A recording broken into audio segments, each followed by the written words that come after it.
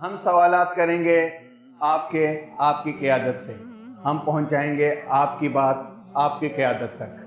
ہم امت کے مسائل کا حل پوچھیں گے امت کے علماء سے، ہم آپ کو جوڑیں گے فکر اسلاف سے۔ دیکھتے رہیے پروگرام تعمیر افکار نوفل ربانی کے ساتھ۔ بسم اللہ الرحمن الرحیم۔ السلام علیکم ورحمۃ اللہ وبرکاتہ۔ ناظرین کرام، پروگرام تعمیر افکار کے ساتھ آپ کا میزبان نوفل ربانی حاضر خدمت ہے۔ ہم نے جو مشاہیر کے ساتھ سلسلہ گفتگو کا آغاز کیا تھا، اسی سلسلے میں ہم نے پہلے آپ کی خدمت میں مفتی فضل غفور صاحب کے ساتھ اپنی گفتگو پیش کی تھی۔ آج ہم اسی گفتگو کا بقیہ حصہ آپ کی خدمت میں پیش کر رہے ہیں، اور ہم شکریہ ادا کرتے ہیں کہ مفتی صاحب کا کہ انہوں نے ہمیں وقت دیا۔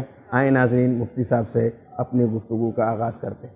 پی ٹی آئی کے حوالے سے یہ جو نظام تعلیم کے ساتھ چھیڑ خانی ہے، مختلف این جی اوز کے مولانا کا بھی یہ بیان آتا ہے بعض دفعہ کہ صوبہ سرحد پہ این جی اوز حکومت کر رہی ہے، تو یہ این جی اوز کا کیا کردار ہے؟ واقعی وہاں چونکہ آپ وہاں رہنے والے ہیں، آپ کے بچے وہاں اسکولوں میں جاتے ہیں، آپ وہاں رہتے ہیں، آپ کی رشتہ داریاں ہیں، آپ زیادہ بہتر طریقے سے بتا سکتے ہیں۔ میڈیا تو ہمیں دکھا رہا ہے کہ وہاں تبدیلی آ گئی ہے، وہاں یہ ہو رہا ہے، وہاں وہ ہو رہا ہے، چونکہ آپ وہاں رہنے والے ہیں تو آپ زیادہ بہتر طریقے سے ہمیں بتا سکتے ہیں کہ یہ تعلیم کے ساتھ چھیڑ چھاڑ اور یہ ثقافت، پختون روایات اور ہمارے اقدار مشرقین کے ساتھ چھیڑ چھاڑ کا کیا مقصد ہے، اور یہ کیوں کی جا رہی ہے؟ یہ روز اول سے جس وقت سے ان کی حکمرانی یہی ہے کہ فکر پر، اس وقت سے ہمارے ہاں این جی اوز کا راج ہے، سارے پاورز ان کے پاس ہے، ایجوکیشن کا ہو، ہیلتھ کا ہو۔ ہمارے ہیلتھ محکمہ صحت کو پی پی چائی کو ٹھیکہ کر دیا گیا ہے۔ یہ جہانگیر ترین صاحب کی بلیک لسٹڈ این جی او ہے، بلیک لسٹڈ۔ ادھر کالعدم تنظیم کے خلاف باتیں، اور ان کا کوئی نمائندہ اگر اپنے وزیر داخلہ سے ملتا ہے تو اس پہ پابندی کی بات ہے، وزیر داخلہ کو بھی کٹانے میں، اور ادھر بلیک لسٹ کالعدم این جی اوز کو ٹھیکہ پورا محکمہ ٹھیکے، اربوں روپے کٹے۔ اور وہاں پر اختیار جو ہے نا، ہمارے جو آفیسرز ہے، جو افسران ہے، جو بہت ویل ٹیلنٹڈ لوگ ہیں، ایکسپیرینس ہے بہت ان کا، ان کے پاس کوئی اختیار نہیں۔ اختیار سارا کا سارا ان جی اوز کے ہیڈز کے پاس ہے۔ ہمارا اپنا جو ضلع تھا وہ مرلم کو دیا گیا تھا 2 سال کے لیے۔ تو بس میں اس میں نہیں جانا چاہتا، یہ آپ نے تعلیم کی بات کی، محکمہ تعلیم کی۔ جناب والا،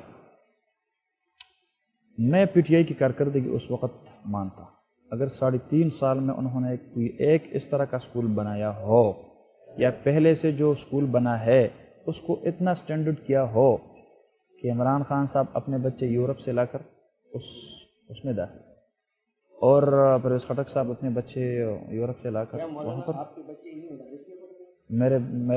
میرا بچہ جو ہے نا وہ مدرسہ میں پڑھتا ہے، حفظ قرآن کرتا ہے، فضل الہی اس کا نام ہے، کاٹکلا میں مدرسہ ہے، اس میں پڑھتا ہے، اس میں نہیں جانا چاہتے۔ بہرحال اگر وہ اس طرح کے ایک بھی سٹینڈرڈ اسکول بنا دیتے، ایک بھی سٹینڈرڈ ہسپتال اس طرح کا بنا دیتے کہ عمران خان صاحب یہاں سے بنی گالہ سے روانہ ہو کے لیڈرنگ ہسپتال پشاور میں، کے ٹی ایچ ہسپتال پشاور میں، حیات آباد میڈیکل ہسپتال پشاور میں اپنی علاج کرانے کے لیے یہی اس طرح کا کوئی سٹینڈرڈ ادارہ وہ بنا دیتے اسپتال، تو پھر میں مان جاتا کہ انہوں نے بہت زیادہ قابل قدر کاوشیں کی ہے۔ لیکن اگر وہ اپنے معیار کے مطابق کوئی اسکول نہیں بنا سکے تو ظاہر بات ہے کہ وہ اپنے اور قوم کے معیار کو میں کوئی امتیاز وہ سمجھتا ہے۔ یہ ہے کہ مطلب ہے کہ ان کے علاج بھی یہاں نہیں ہوتے اور ان کے بچے بھی یہاں نہیں پڑھتے۔ پرائیویٹ تعلیمی اداروں کا بڑا نیٹ ورک یہ ہمارے کیبنٹ میں بیٹھے وزراء کا ہے۔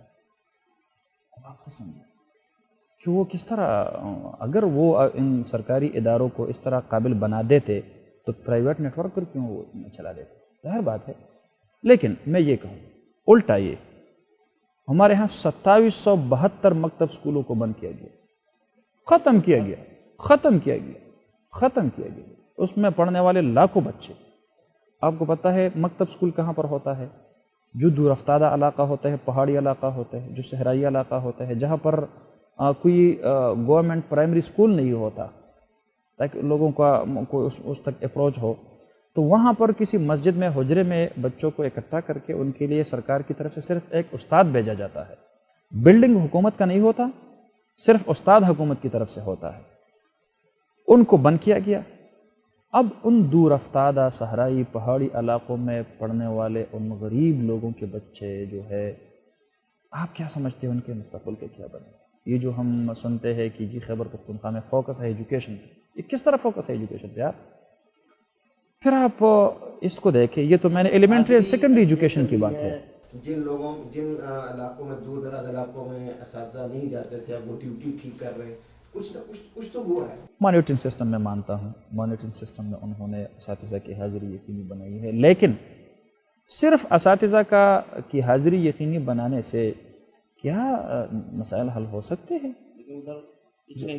اتنے ادارے بند کیے انہوں نے، لاکھوں بچے تعلیم سے محروم کر دی۔ اور اب دوسری طرف دیکھیں، یہ تو ایلیمنٹری اور سیکنڈری ایجوکیشن کی میں نے بات کی، ہائر ایجوکیشن کی طرف آتے ہیں۔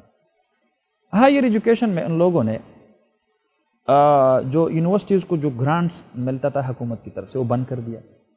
اب جو سیمسٹر پچھلے ANP کے دور میں، MMA کے دور میں جو 6-7 ہزار 8-9 ہزار کا وہ دینا پڑتا تھا کسی طالب علم کو یونیورسٹی، اب وہ 50 ہزار کا بنتا ہے۔ اب ظاہر بات ہے غریب کا بچہ یونیورسٹی میں کس طرح یہ پے کر سکے گا۔ جہاں تک بات ہے آپ نے یہ بات فرمائی تو یہ بالکل درست ہے۔ PTI کی جو ورکر ہے ان کے اخلاص میں کوئی شک نہیں، وہ اس نظام سے تنگ ہے، وہ ہماری جو سیاسی لیڈرشپ ہے ان سے تنگ ہے، وہ ذریعہ نجات سمجھتے ہیں عمران خان کو اپنے لیے۔ اچھا نعرہ انہوں نے لگایا ہے کرپشن کا، کرپشن کے خلاف، احتساب کا اور میرٹ کا، فلان کا فلان کا، ان میں کوئی شک نہیں۔ لیکن یہ ہے کہ جو کچھ کرنا چاہیے تھا PTI وہ نہیں کر سکی، وہ ناکام ہے۔ میں آپ کو یہ کہوں، آپ نے کہا کہ وہ ہمارے تہذیب پر، بالکل یہ سچ ہے۔ اس کا مثال پرائمری سے مڈل لیول تک جتنے بھی نیو اپ گریڈڈ سکولز ہے اس میں اسلامیات کی اسامی ہی ختم کر دی۔ میرے حلقے میں بھی ہے، میں بھی ایک حلقے کا MPA ہوں، میرے پاس پڑھے ہے جتنے بھی نئے سینکشن سکول ہے ان کی PC4 میرے پاس پڑھے ہے، ایک بھی پوسٹ اسلامیات کے۔ اب عجیب بات یہ ہے کہ اسلامیات کا مضمون ہے لازمی اور استاد نہیں ہوگا، مضمون ہے لازمی تو اس کے پڑھانے کے لیے کون آئے گا؟ انگلش کا استاد اسلامیات تھوڑا پڑھا سکتا ہے، ظاہر بات ہے۔ تو ہر اپنے کے لیے اس سبجیکٹ کا اسپیشلسٹ ہونا چاہیے۔ اسلامیات کے ٹیچرز پہ پابندی کہیں مسٹر و ملا کی تقسیم اور تفریق کو بہت بڑی حد تک لے جانے کی کوشش تو نہیں کی، یا ملا کا کردار ختم کرنے کی جو ہے پالیسی ہے؟ مولوی کو تو اگر یہ لوگ دور رکھنا چاہتے ہیں تو بے شک رکھے، وہ تو اپنی جنگ ہے، وہ تو بعد میں دیکھا جائے گا، لیکن ابھی تو جنگ اسلام اور اسلامیات کی ہے۔ میں اسلام کی بات کر رہا ہوں، مولوی کی بات نہیں کر رہا، اسلامیات کی بات کر رہا ہوں۔ اسلامیات کو پڑھانے والا کوئی نہیں ہوگا تو ظاہر بات ہے کچھ 4 سا بات کہیں گے کہ یار یہ اسلامیات کو پڑھانے کے لیے کوئی نہیں ہے، تو اس لیے اس کی ویسے بھی وقت ختم ہوتی جا رہی ہے، اس کو ایز اے کمپلسری سبجیکٹ ہم نہیں لیں گے، یہ آبجیکٹیو ہوگا، یہ کوئی اختیاری مضمون ہوگا۔ پھر اس کے بعد آپ دیکھیں نصاب تعلیم پہ کئی دفعہ انہوں نے اٹیکس کیا، اس کے لیے میرے ساتھ بھی کچھ میٹنگز کی، حکمران جماعت کے کچھ 2-3 MPS صاحبان میرے ساتھ ملے، انہوں نے کہا کہ ایک ادارہ ہے SRHR اس کا نام ہے، وہ آپ سے ملنا چاہتے ہیں۔ میں نے کہا موسٹ ویلکم۔ جب ہم بیٹھ گئے اسپیکر صاحب کے چیمبر میں KPK ہاؤس میں تو یہ ایک انٹرسٹ بات ہے، وہ مجھے اس بات پر قائل کرنے لگے کہ مولانا صاحب یہ تو تبدیلی چاہیے ہمارے کیریکولم میں۔ میں نے کہا بڑی اچھی بات ہے، یہ تبدیلی کی حکومت ہے تو تبدیلی تو ظاہر بات ہے آپ لائیں گے، تو کیا تبدیلی لائیں گے کیریکولم میں، نصاب تعلیم میں کیا تبدیلی لائیں گے؟ انہوں نے کہا کہ مولانا صاحب ہم اس طرح کرتے ہیں کہ یہ جو ہمارے بچے بچیاں جوان ہو جاتے ہیں اور جوان ہو جاتی ہے تو پھر ان کے اپنے کچھ فزیکل اور کچھ طبعی ضروریات ہوتی ہے، خواہشات ہوتی ہے، یہ ہوتی ہے وہ ہوتی ہے، اس کو پورا کرنے کے لیے اس کے ڈیفینیشنز ہے نفسانی خواہشات کو پورا کرنے کے لیے۔ میں نے کہا مجھے مختصر بات بتاؤ۔ انہوں نے کہا ہم سیکس ایجوکیشن کو KPK کے نصاب میں شامل کروانا چاہتے ہیں۔ میں نے کہا یہ نہیں ہو سکتا، میں نے کہا یہ نہیں ہو سکتا۔ بہت سارے لوگ اس ارمان پہ اپنے قبروں میں چلے گئے، آپ بھی ان میں سے ہی ہوں گے۔ JUI جب تک پارلیمنٹ میں ہو، کوئی مائی کا لال بھی انشاءاللہ یہ اس طرح کی قانون سازی نہیں کر سکتا۔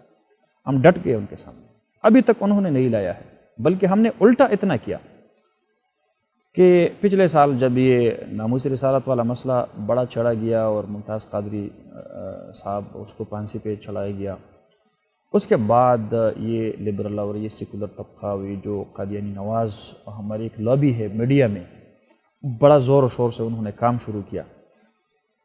مجھے ایک دوست نے بتایا کہ ہمارے کے پی کے میں جو ایلیٹ کلاس والے ایجوکیشنل انسٹیٹیوٹس ہے، جو تعلیمی ادارے ہیں جہاں پر بڑے لوگوں کے بچے پڑھتے ہیں، وہاں پر ہے کچھ اس طرح کے عناصر جو چھپے ہوئے لبادے میں احمدیہ آرگنائزیشن کے نام سے لوگوں کو، بچوں کو ورغلاتے ہیں اور ان کو کنورٹ کراتے ہیں اسلام سے توبہ طیب کر کے ان کو قادیانی بناتے ہیں۔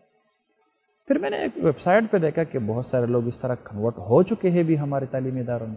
جگہ انہوں نے نہیں بتایا تھا، یہ کہا تھا کہ کے پی کے کچھ تعلیمی اداروں میں ہم نے اتنے بندوں کو کنورٹ کیا۔ میں نے کہا یار یہ تو یہ بڑی غم کی بات ہے، ہم کس اسکول میں جائیں گے، کس تعلیمی ادارے میں جائیں گے، کس بچے کو ہم پڑھائیں گے، سکھائیں گے، سمجھائیں گے۔ تو میری دل میں ایک بات آ گئی کہ کیوں نہ میں اسمبلی میں ایک ریزولوشن، ایک قرارداد لاؤں کہ ختم نبوت کو اور ناموس رسالت کو ہمارے نصاب تعلیم کا حصہ بن جائے۔ میں نے ایک قرارداد موو کی۔ اتفاق کی بات، بڑے مزے کی بات میں آپ کو بتاؤں، 7 ستمبر 1974 کو ختم نبوت کی جو ترمیم قومی اسمبلی میں منظور ہوئی تھی، اسی تاریخ پہ 7 ستمبر 2015 کو اللہ رب العالمین نے خیبر پختونخوا کے صوبائی اسمبلی میں مجھے یہ توفیق بخشی کہ ہم نے ختم نبوت کے مضمون کو شامل نصاب کرانے کے حوالے سے قرارداد پاس کر دی، اور وہ بھی یونانیمسلی الحمدللہ۔ میں نے اس کے لیے لابنگ کی۔ پاس کروانے کے بعد اس پر عمل درآمد کا مرحلہ آ گیا، تو یہ ہمارے کے پی کے رولز آف بزنس میں لکھا ہے کہ جو بھی ریزولوشن یونانیمسلی اتفاق رائے سے پاس ہو جائے تو گورنمنٹ 2 مہینے کے اندر اس پر عمل درآمد کے حوالے سے اپنا پروگریس رپورٹ اسمبلی کو پیش کرے گا۔ وہ پروگریس رپورٹ نہیں آیا، میں نے ریمائنڈر بھیجا، کچھ جواب نہیں آیا، اسمبلی سے پھر ریمائنڈر بھیجا، جواب نہیں آیا، تیسرا ریمائنڈر بھیجا، کوئی جواب نہیں آیا۔ میں نے خیبر پختونخوا کے وزیر تعلیم صاحب، سیکرٹری تعلیم صاحب، ڈائریکٹر ایجوکیشن، ڈائریکٹر کیریکولم کے خلاف میں نے اسمبلی میں تحریک استحقاق لائی کہ ہم نے اسمبلی سے اتفاق رائے سے یہ قرارداد منظور کروایا ہے اور آپ اس پر کوئی پروگریس شو نہیں کرتے۔ انہوں نے ہمارے ساتھ بیٹھ کر معاملات طے کیے کہ بالکل بس ہم معافی چاہتے ہیں، ہم سے غلطی ہوئی ہے اور ہم ختم نبوت کو شامل نصاب کرائیں گے اور آپ ہمیں مسودہ دے دیں۔ مجھے انہوں نے بااختیار بنایا۔ میں نے ایک کمیٹی تشکیل کی، مفتی شہاب الدین کپلزئی صاحب اور دیگر جو ہمارے ختم نبوت کے دوست ہیں، عالمی مجلس تحفظ ختم نبوت کے، انہوں نے اپنی بڑی کاوش کر کے کچھ مسودہ تیار کیا، میں نے بھی کچھ اس پر کام کیا۔ بہرحال ہم نے وہ مسودہ مکمل کر کے محکمہ تعلیم کو حوالہ کیا، اور میں آپ کے وصال چینل کے وساطت سے خیبر پختونخوا کے بالخصوص اور پورے پاکستان کے اہلیان کو بالعموم یہ خوشخبری دینا چاہتا ہوں کہ نیکسٹ ایئر، اگلے سال، خیبر پختونخوا کے ہر اسکول میں، ہر بچے کے ہاتھ میں، ہر کلاس میں جو کتاب ہوگی اس میں ختم نبوت کا مضمون ہوگا الحمدللہ۔ تو یہ تعلیمی میدان میں ہماری کاوش ہے۔ وہ لوگوں کو گستاخ بنانے پہ تلے ہوئے ہیں، ہم لوگوں کو عاشق بنانے پہ تلے ہوئے ہیں۔ یہ جنگ ہے، نظریات کی جنگ ہے۔ وہ اپنے کے پہ وہ فخر کر رہے ہیں، ہم اپنے کے پہ الحمدللہ فخر کر رہے ہیں۔ تو یہ چیز ہے جی۔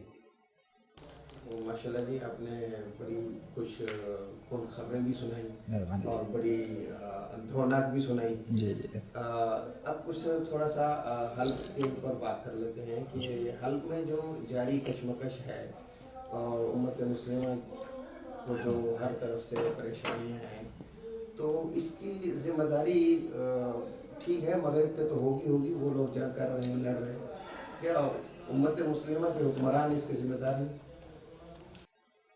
یہاں پر 2 بات ہیں۔ ایک ہے شام میں ایک حکومت پہلے سے موجود تھی اور وہ چل رہی تھی، ان کے خلاف بغاوت۔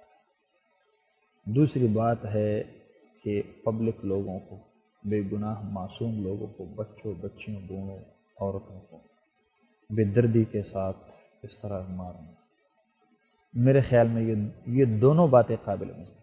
اگر وہاں پر ایک سٹیبل حکومت تھی تو حکومت چینج کرنے کے لیے ظاہر بات ہے جو پرامن راستے ہیں، ہم اپنے لیے جو چیز وہ اس کو پسند کرتے ہیں تو اپنے دوسرے مسلمان بنانے کے لیے۔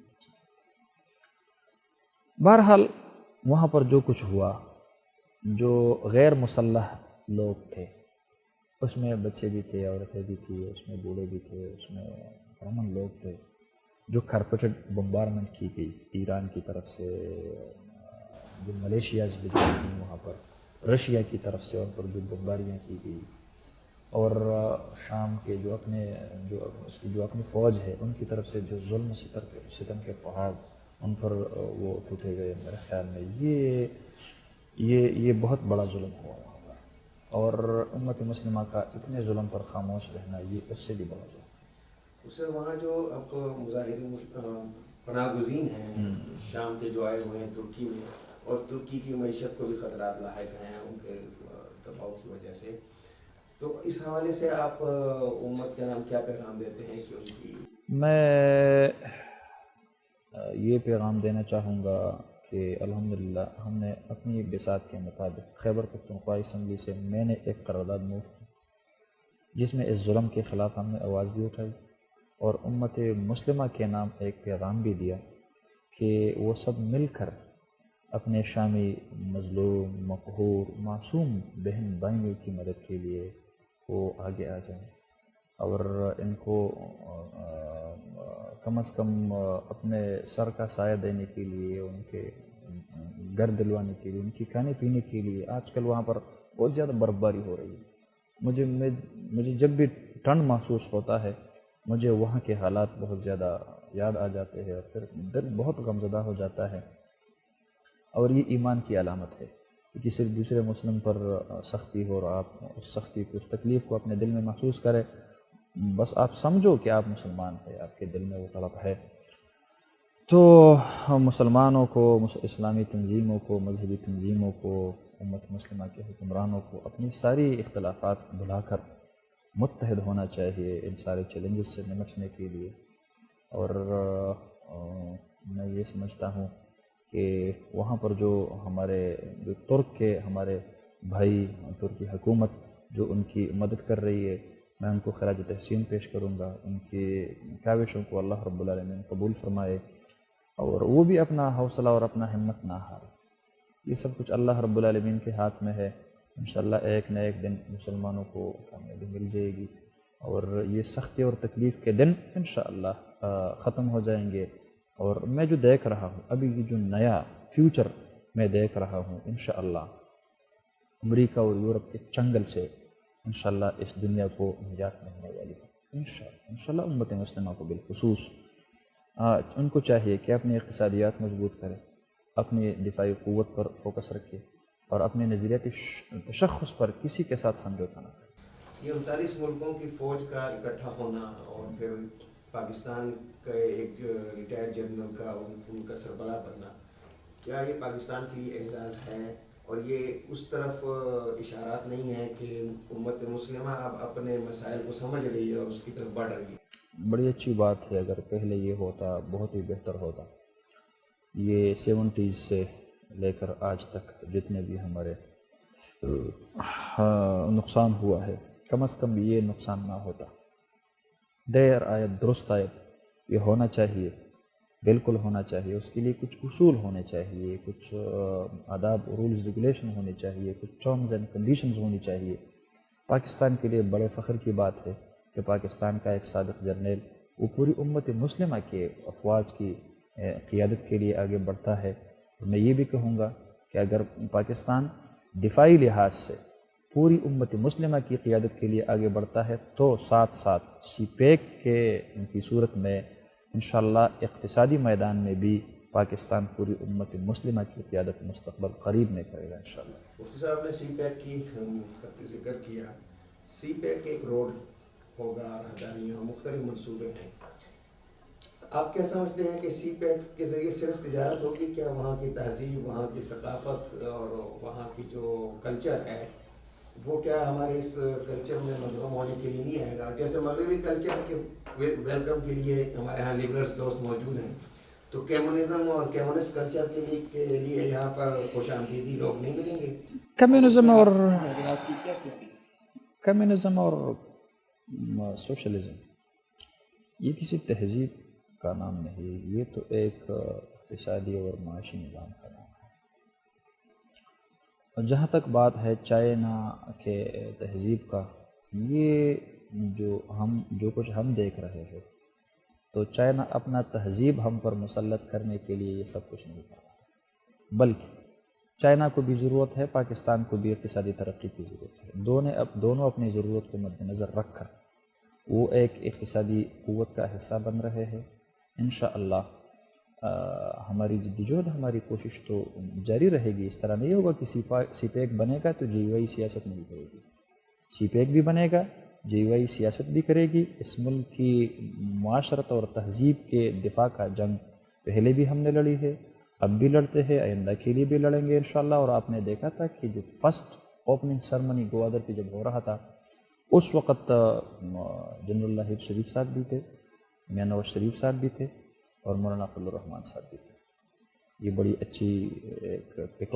اچھی تصویر، بڑا اچھا تکون ہے۔ ایک ملک کی جغرافیائی سرحدات کا محافظ، دوسرا ملک کے نظریاتی سرحدات کا محافظ، اور تیسرا ملک کے اقتصادی سرحدات کا محافظ۔ میرے خیال میں انشاءاللہ یہ تکون رہے گا، اور ہماری جدوجہد سے یہ سب کچھ ہو رہا ہے۔ 1998 میں مولانا فضل الرحمان صاحب نے چین جا کر اس کا تصور ان کو پیش کیا تھا، اور ہاتھوں سے ان کے سامنے ایک نقشہ کھنچوایا تھا، اور پھر انہی ہاتھوں کا نقشہ وہ اب 20 سال بعد وہ عملاً وہ بنتا آ رہا ہے۔ بالکل ہوا تھا۔ اس وقت مولانا صاحب امور خارجہ کے اسٹینڈنگ کمیٹی کے چیئرمین تھے، مولانا صاحب خود فرما رہے تھے۔ میں گیا تھا اور ان کے ساتھ میں نے یہ بات کی تھی کہ گرم پانیوں تک رسائی کے لیے آپ ہمارا راستہ استعمال کریں، ہم آپ کے وسائل سے اور آپ کے ان سے پروڈکٹ سے اپنی اقتصادیات کو مضبوط کریں گے تو آپ کو سیف وے مل جائے گا۔ جو بری راستہ ہوگا گرم پانیوں تک رسائی کے لیے، اور آپ سے ہم استفادہ لیں گے اور آپ ہم سے استفادہ لیں گے۔ آپ یہ کہہ رہے ہیں کہ ماضی میں ہم جب مغربی قوتوں سے یا دیگر لوگوں سے معاہدات کرتے رہے تجارتی، تو اس میں ہم اپنے افکار کا سودا بھی ساتھ کرتے رہے ہیں اور اپنے نظریات کو بھی قربان کرتے رہے، لیکن اس دفعہ آپ مطمئن ہیں، پر امید ہیں کہ ایسا نہیں ہوگا؟ اگر ہمیں ورلڈ بینک، IMF اور مغربی قوتوں سے چھٹکارا مل جاتا ہے، سی پیک سے، ظاہر بات ہے کہ اس ملک کو بہت زیادہ انشاءاللہ اقتصادی، آزادی، دفاعی بہت زیادہ ترقی وہ اس سے ملے گی۔ ہم یہ سمجھتے ہیں کہ اگر ہماری ضرورت یہاں پر اس سی پیک سے ہمارے جو فائنانشل ہمارا ضرورت ہے وہ پورا ہو جائے تو پھر ہماری وہ مجبوری ختم ہو جائے گی، اور پھر یہ ایک نیا اقتصادی قوت بن جائے گا۔ اور میں یہ پیشنگوئی تو نہیں کہہ سکتا، ظاہر بات ہے، میں کوئی پھر بگاڑا نہیں ہوں، لیکن یہ ضرور کہوں گا کہ 80s کے بعد امریکہ جو واحد سپر پاور بنتا چلا آ رہا تھا، وہ دنیا یک قطبی یونیپولر بن گئی تھی، تو اب انشاءاللہ وہ بات نہیں چلے گی۔ وہ امریکہ کے علاوہ دیگر قوتیں بھی اس طرح میدان میں آ رہی ہے، جو دفاعی لحاظ سے بھی اور اقتصادی لحاظ سے بھی۔ میں اس خطے میں جو ہمارا جو مستقبل قریب ہے، اس میں میں پاکستان، چائنا، ترکی، ملیشیا، سعودی عرب اور جو خلیجی ریاستیں ہیں، وسطی ایشیائی ریاستیں، یہاں تک کہ رشیا کا بھی اس میں بہت بڑا اہم رول اور کردار دیکھ رہا ہوں۔ یہاں سے ایک نئی قوت یہ ابھرنے والی ہے، جس کو نیو ایمرجنگ اکانومیکل پاور کہا جاتا ہے، وہ انشاءاللہ اس کی قیادت انشاءاللہ مشرق کے ساتھ ہوگی، مغرب کے ساتھ۔ لیکن اس میں ہمارے خطے کی ہی دو ممالک وہ کچھ ناراض ہیں، بھارت اور ایران، ان کی ناراضگی کی وجوہات کیا ہیں؟ وہ پہلے سے بھی ناراض ہوتے چلے آ رہے ہیں، اور انہوں نے کبھی بھی ہمارے ملک کی مفاد میں، افغانستان میں رشین اٹیک کے وقت، رشیا کے بعد امریکن اٹیک کے وقت، ایران نے کبھی بھی پاکستان کی حمایت نہیں کی اور نہ پاکستان کے مفادات کی حمایت کی۔ حالانکہ ہماری کوشش یہ رہی ہے کہ ہمارا ایک پڑوسی ملک ہے اور پھر اسلام کا دعویٰ بھی کرتا ہے، تو ظاہر بات ہے ہمیں قطع نظر اس سے ایک پڑوسی ملک ہونے کے ناطے جس طرح چائنا ہے، افغانستان ہے، انڈیا ہے، ایران ہے، تو ہم یہ سمجھتے ہیں کہ وہ بھی اگر اس منصوبے میں شامل ہو جائے اور اپنے جو کچھ کیا ہے انہوں نے وہ اس سے توبہ طائب ہو جائے تو یہ اس ریجن کے لیے بہت فائدہ ناک ہے. ہم جنگ کے ماحول سے نکل کر امن کے ماحول میں جائیں گے تو ترقی کر جائیں گے. ہم ظاہر بات ہے ہم ان کو بھی دعوت دیتے ہیں کہ وہ اس میں شامل ہو جائے. گوادر کے مقابلے میں چاہ بہار کو کامیاب ہوتا دیکھ رہے ہیں؟ نہیں بالکل. میں خود چونکہ میں ایران گیا ہوں اور میں ان کی جو کیپیسٹی ہے میں دیکھ چکا ہوں. اتنی کیپیسٹی نہیں ہے. جو گہرائی ہے گوادر میں وہ چابہار میں نہیں ہے اور جو رسائی ہے یہاں تک وہ وہاں تک نہیں ہے. ظاہر بات ہے. اور پھر جو گوادر ہے اس کے تھرو تو ہم جو وسطی ایشیائی ریاستیں ہیں جو وہاں تک ہم بالکل آسانی کے ساتھ ہم اپروچ کر سکتے ہیں. وہ اس راستے سے ہم نہیں کر سکتے. سر بالکل آخری سوال ہے. سوشل میڈیا کا ایک سوال ہے اور دوستوں نے سے میں لگایا ہے آپ سے پوچھنے کا کہ آپ پی ٹی آئی پہ تو تہذیب کے حوالے سے اور ثقافت کے حوالے سے بڑی جاندار اور بڑی ٹھوس تنقید کرتے ہیں لیکن جن پارٹیوں کے ساتھ آپ اتحادی رہے ہیں ماضی میں پیپلز پارٹی کے ساتھ اور ابھی مسلم لیگ کے ساتھ تہذیب اور اقدار کی پاسداری میں ان کا کردار بھی کوئی اتنا اچھا نہیں ہے تو پھر ان کے ساتھ ملنے کی وجہ اور ان سے اتنا تنفر اس کی بنیادی وجہ کیا ہو سکتی؟ یہ بات ٹھیک ہے کہ دونوں جماعتیں سیکولر ہیں. اسلامی نظام معاشرت کے چاہنے والے نہ پیپلز پارٹی والے ہیں نہ نون لیگ والے ہیں. مسلم لیگ نہیں نون لیگ. مسلم لیگ نون لیگ جو ہے وہ بھی نہیں وہ بھی خود کو سیکولر کہتی ہے. لیکن یہ جس لابی سے ان کو سپورٹ مل رہا ہے جہاں ان کے ڈائسس پہ ان کے دوستوں کے ڈائسس پہ فرنٹ پہ لکھا ہوتا ہے کنزرویٹو فرینڈز آف اسرائیل تو ہمیں وہاں سے جو ڈوریا ہلتی ہے تو ہم پھر بہت زیادہ کہ یہ جو لوگ ہیں یہاں پر یہ جو لوگ کرتے ہیں یہ تو اپنا کچھ سیکولرزم یہاں سے وہ چلاتے ہیں. ان لوگوں کا سیکولرزم یہ بہت بڑا مضبوط ہے. ان کی ڈوریا جب ہلتی ہے تو براہ راست ادھر سے لندن سے ہلتی ہے اور تل ابیب سے ہلتی ہے. اس وجہ سے ہم ورنہ ہم نے نہ پیپلز پارٹی کے ساتھ کوئی رعایت برتی ہے اس حوالے سے نہ مسلم لیگ کے ساتھ. مسلم لیگ خواہ مشرف دور کا ہو میراتھن ریس اس وقت جو انہوں نے لگایا تھا جی وائی نے ہی مخالفت کی. پچھلے دور میں پیپلز پارٹی کی حکومت میں اور اب بھی حقوق نسواں بل یہ جو لایا گیا تو باوجود اس کے کہ ہم اس کے اتحادی ہیں جے یو آئی نے ہی اپنے نظریاتی محاذ سنبھالی اور اس پہ کافی اس کے ساتھ فائٹ کی. ان کو اس بات پہ مجبور کر دیا کہ وہ واپس لے گئے. ماضی میں پی ٹی آئی کے ساتھ اتحاد کی کوئی صورت نظر آتی ہے مستقبل میں؟ مجھے تو نظر نہیں. بہت شکریہ مفتی صاحب آپ نے جزاکم اللہ. ضرور انشاءاللہ. جزاک اللہ جزاک اللہ. ناظرین ہم گفتگو کر رہے تھے مفتی فضل غفور صاحب سے اور انہوں نے بڑی ہمیں خوشخبریاں بھی سنائیں اور بہت ساری چیزوں کے اپنے خدشات کا اظہار بھی کیا ہے اور ہمارے دونوں حصے اب اس پروگرام کے ساتھ ہمارے ختم ہوتے ہیں. انشاءاللہ آئندہ جب کبھی موقع ملے گا ہم مفتی صاحب کی خدمت میں آئیں گے اور ان سے دوبارہ گفتگو کریں گے. اس وقت تک کے لیے اپنا اور اپنے پیاروں کا خیال رکھیے. مجھے اجازت دیجیے. السلام علیکم ورحمۃ اللہ وبرکاتہ. إليك نلوذ ربي باتكالي فكن عونا لنا يا رب حتى نرى دين الهدى بالحق عالي.